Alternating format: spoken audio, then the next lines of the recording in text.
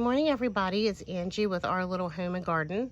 And I was sitting here on the porch drinking my coffee this morning, and I thought, it rained last night. Everything's just looking so fresh and crisp, and it's kind of quiet, even though I live in a neighborhood, because it's a weekday and you will hear traffic, sorry. But I thought it would be a good time to just do a garden tour and catch you up on how things have changed since last month's tour. So I'm going to break this up into two videos, just to be a little saving on time here. So I'll do the front gardens and then I'll do the back, or something like that. Yeah, I'll do the front gardens and then I'll do the back.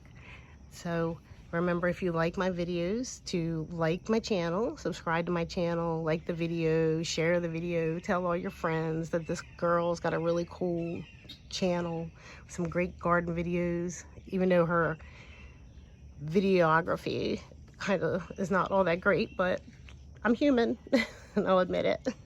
All right, so let's start out right where I'm sitting. So right here we have Supertunia Vista Silverberry, which is really, I think, my favorite. It's just, I just feel like it's just so romantic. It's just like a quiet beauty. That's what I think about it. It's a quiet beauty. And I know most people are like, oh my God, look at that thing. It's leggy and it's crazy looking. But that's what I like about it. I thought it just really suited that pot. And then over here we have more of it. And in the center, we have, not Skyrocket, Fireworks Pennisetum. It's not really coloring up the way that it normally would because it's in the shade. It stays pretty shady under here. And then we have potato vine. The sweet potato vine, I believe, is Sweet Caroline Lime. Yeah, Sweet Caroline Lime, sweet potato vine.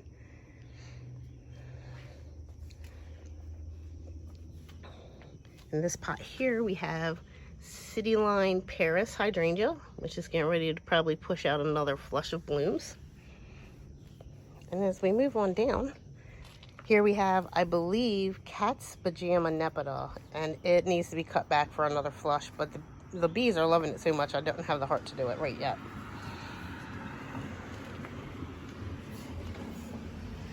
If you look up here, you see more of the same sweet potato vine in the buckets.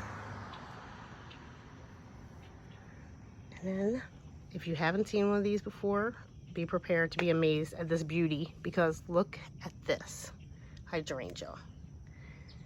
This is a pistachio hydrangea, and I just bought it. It's going to go over into my new shade area, and oh, isn't that different? Just look at that. It's just beautiful. I love it. Here I'm having some problem with my thyme in a couple spots. I've never had this happen before. I believe it may be because it's getting like really down. We've had a lot of rain, and I think we have like a clog in our gutter, and I think it's causing like a downpour right from there straight down onto the thyme. Here in this planter we have, which is really a bird bath, but we have pistachio petunias and licorice plant.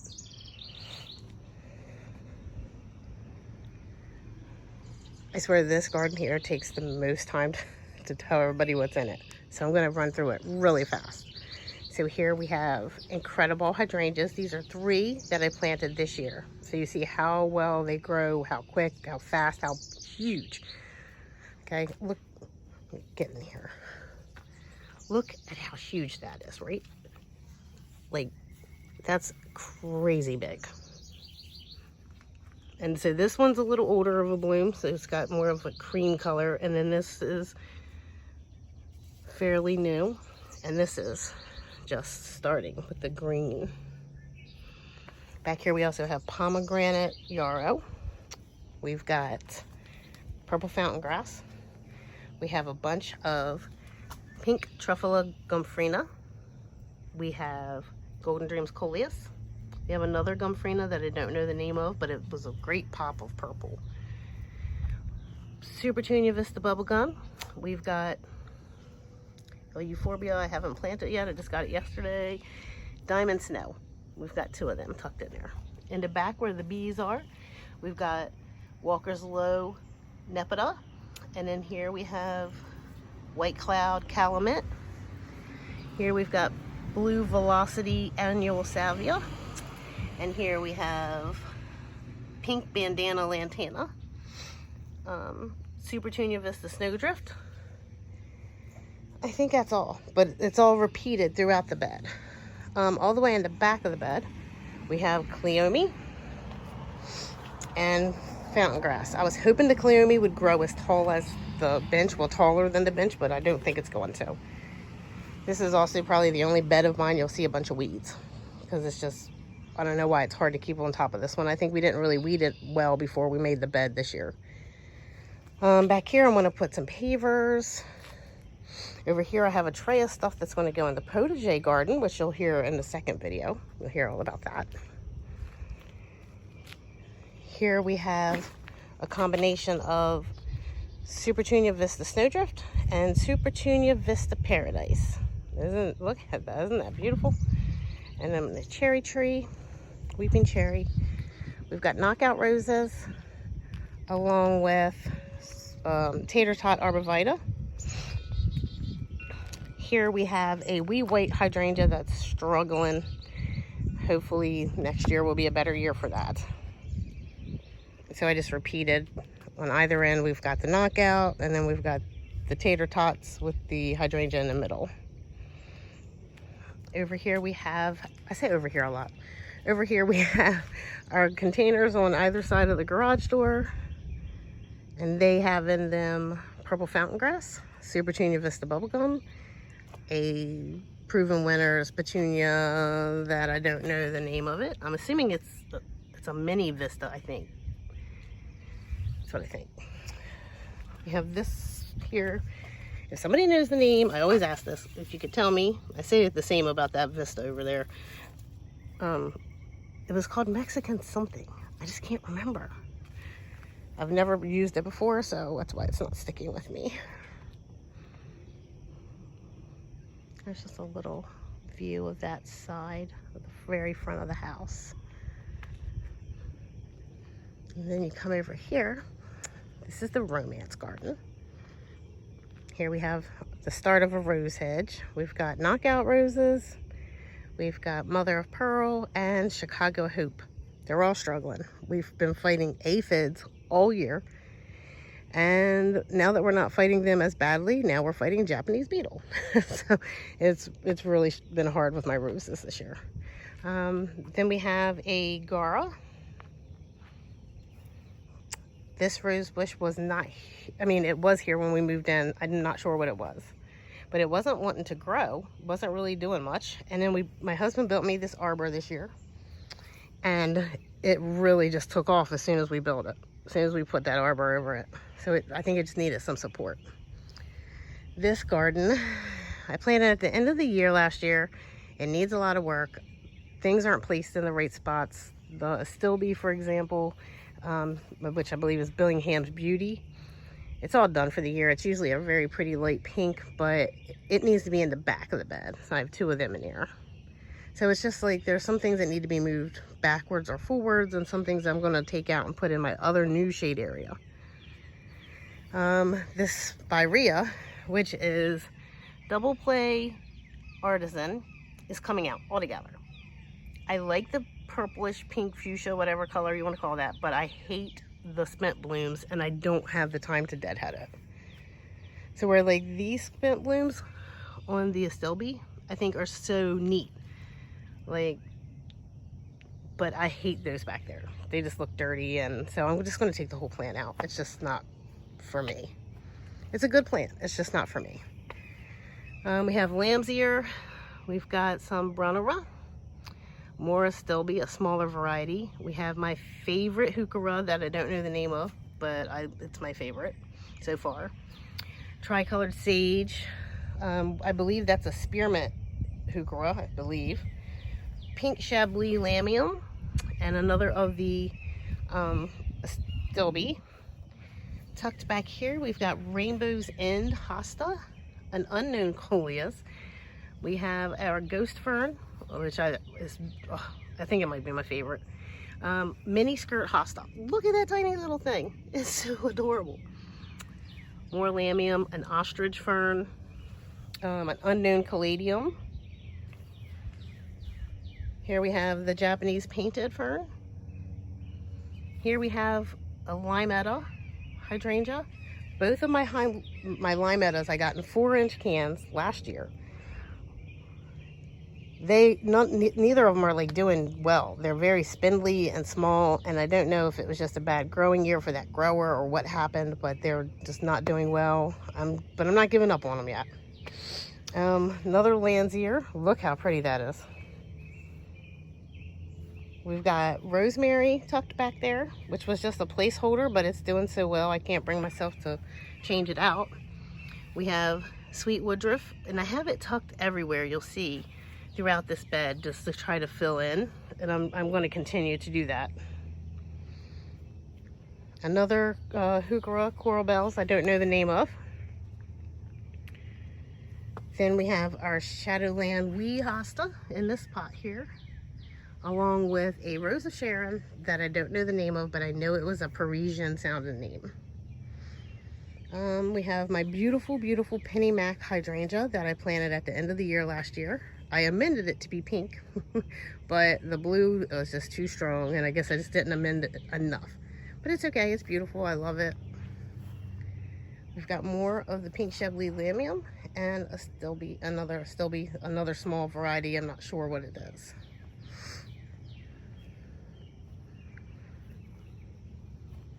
I want to plant a weeping willow tree here. I want to put a bench here with a chandelier out of that tree underneath. Here we have a pink chiffon Rose of Sharon. And this is the new area I was telling you about, the new shade area, which needs a lot of work. It's full of weeds, because what this is this ground is extremely rooty. And as I wanted to plant over here, I couldn't dig. So then every time we would empty out a pot or dig out a new bed, we would just dump all the soil here to make a berm. So now that the berm is done, I can start planting in here. But also it's like popping up with grass and weeds and stuff that was in the original grass. So every time I plant something, I just move the grass and weeds and then plant. So it still has a long way to go. It's full of annuals, caladiums, coleus, begonia. I have a couple perennials in here so far. I have ostrich fern. I have a Nico blue hydrangea, unknown hosta, and purple palace coral bell, and cherry truffle.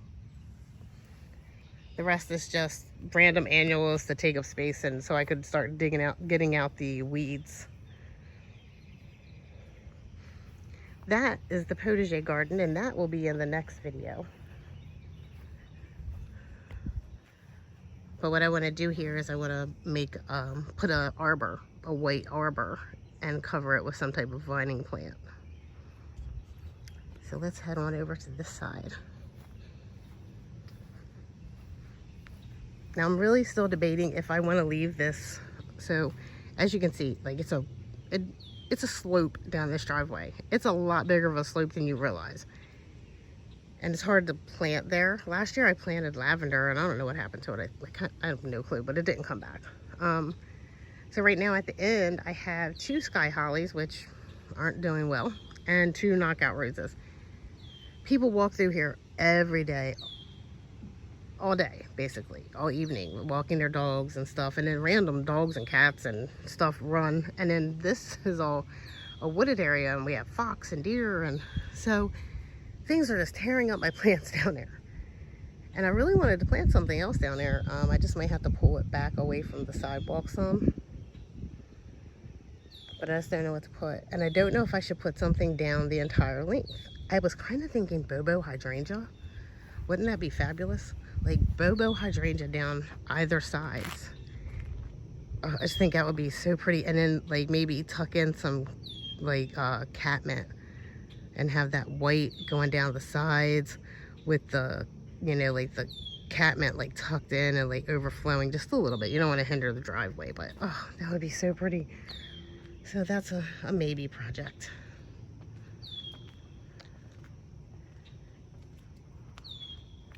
It's in the morning, it's so nice and peaceful out here. It's pretty much the only time because, like I said, there's lots of traffic and stuff, but it's a weekday and it's a morning, and so it's pretty nice out here right now. All right, so over here in this container, we have Supertunia Vista Snowdrift, which, as you can see, is weighted down right now, I think just from the rain. I may have to cut it back for another flush there. And then I believe that is Madame Marguerite Daisy or banana something. I don't know. Anybody knows? Comment. Another Incredible. So funny. This one has only had 2 like blooms. Like this one, and this again, water. You can see this is wet because water is coming from up above, and it's knocking these. It's beating them up. And then we have here Iceberg Climbing Roses, which I wanted to climb up this pole. I think that will be so darling. Okay, funny story. So this rose, first off, this is my favorite piece in my entire garden. This is an obelisk that my husband built that is so imperfect. The paint is chippy, it's a little crooked, but it's my favorite. I think it is the most romantic, beautiful thing in this entire garden. I don't know, maybe I'm strange, but it's just beautiful. And usually, you may remember from the last video, if you've seen it, this is covered in beautiful burgundy roses. So, and it's just so romantic. All right. The funny thing about this rose, I don't know if it's going to bloom again.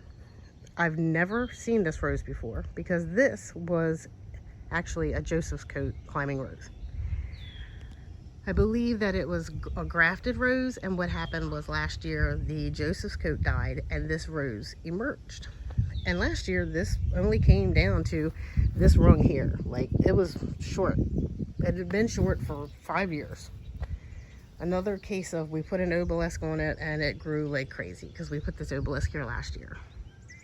Also, what you see blooming here now, this is Avant-Garde Clematis. It's really cute and delicate, but it's not what I thought it was. And it's really weaving throughout this whole thing. Like, it is, here it is here. It's all in here, but its only blooms are at the top there. I do believe I'm going to take it out. But for now, it's cute. And since there's no roses, it gives it something. Here we have Autumn Joy Sedum. White spirea of some type that I don't know. Some dianthus that I desperately need to plant. Sweet Romance Lavender. Okay. So I thought lavender just bloomed all season. But this is what my lavenders look like. They are looking sad. So I've trimmed some of it just to see if it will flush back. Another thing, this is my Atlas Rose, right? The darling of this garden. She bloomed once, and that was it. I don't know what happened. She's doing nothing. So I'm a little concerned. Sunshine something, Lixterium, maybe? Not sure. Back there we have Munstead Lavender. Back here we have some Russian Sage and some white butterfly, some whirling butterfly Gaura. That's it. I wanted to do this whole back sweep with that Gaura, but I haven't been able to get my hands on anymore. And I've had that one in there for a year or so. This is Walker's Low Catmint, which is humongous. Again, needs to be cut back for a second flush, but it's usually covered. I mean, right now there's probably 3 or 4 bumblebees, but there's usually like 20 bumblebees. And I just couldn't bring myself to take their treat from them. We have here another At Last. Now this one's new. It came in a 4-inch can this year, and it's doing pretty good. So we'll see what happens. And we have another one in the back, because what I wanted to do back there, tuck back there, is I wanted to frame this catnip with the peach Atlas roses. So we'll, I don't know, I'm really worried about that rose. We'll see what happens. Here we have, I believe it's Serendipity Allium, and another Russian sage, unknown variety. And back here, Storm Cloud Insomnia, maybe what it's called. I don't know. This was a Hidcote lavender, horrible looking, got cut back. This area, which nothing's going on except for those weeds I just sprayed back there, is I'm saving that for either a limelight or a lilac. We have a hedge here of white azalea, and then this is the pollinator garden. So it is just a wildflower pollinator seed mix that I scatter, and then I pop in some things here and there. So here we got Rockin' Playing the Blue Salvia. We have here we have our Black Eye Susan vine. We just planted this little, it's a pink dogwood. Here we have a dwarf butterfly bush. I'm not sure of the variety. And then here I just planted a swamp milkweed for the butterflies. Here we have another butterfly bush, unsure again of the variety.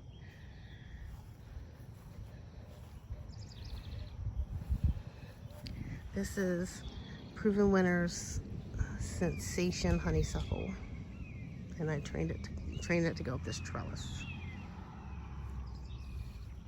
And we have two little birds that live in this white house, and I've named them the Willoughbys. All of my wildlife I name. That right there, oh, that is Giacomo. So Giacomo is a red-winged blackbird, and he's what started all of this pollinator garden and everything. He comes every year. And I always know him because he's got his very distinct call. Okay, so here we have 3 mini Malvet hydrangea, which are doing phenomenal. I mean, they're, God, they are so beautiful. Look at these things. This is like the spent bloom. Like, what? That is beautiful. It's got a little something eating it a little bit, but it happens. We've got some more of the pink Gara in between each one. But yeah. So this is the older bloom. Like, I have trouble not cutting these off because I just love them so much. I want to put them everywhere. And then back there, this is what's going to be the secret garden. And I'll show you, I'll talk to you about that in the second video. But I want to put an arbor here too. And I want to put a path that goes from the front of the yard to the front walk back through here. Do like a slate path, because I want to do a slate path basically around the entire place and spread it, you know, wander it throughout the gardens here and there. But that's everything for our front garden tour. And don't forget, like the video, subscribe to the channel, share.